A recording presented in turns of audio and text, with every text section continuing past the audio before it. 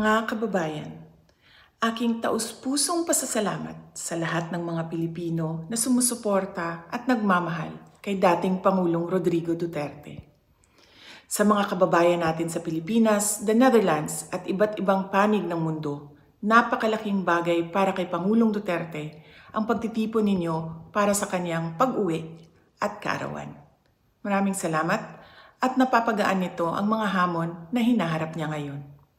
Alam din ni Pangulong Duterte na haharapin niya ang ICC na kasama ang lahat ng mga Pilipino sa iba't ibang panig ng mundo, lalo na ang mga kababayan natin sa Pilipinas.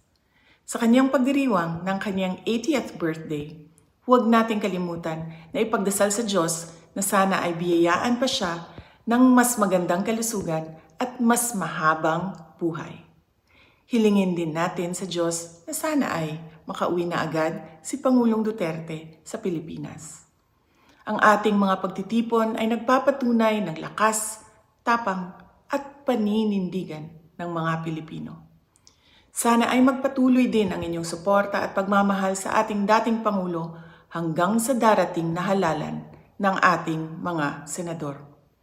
Sa inyong kaisog suporta o pag-ampo, kami nagasandig o naghinaot nga atong makabot ang hustisya alang kang Rodrigo Duterte sa mga Pilipino ug sa atong nasod Pilipinas.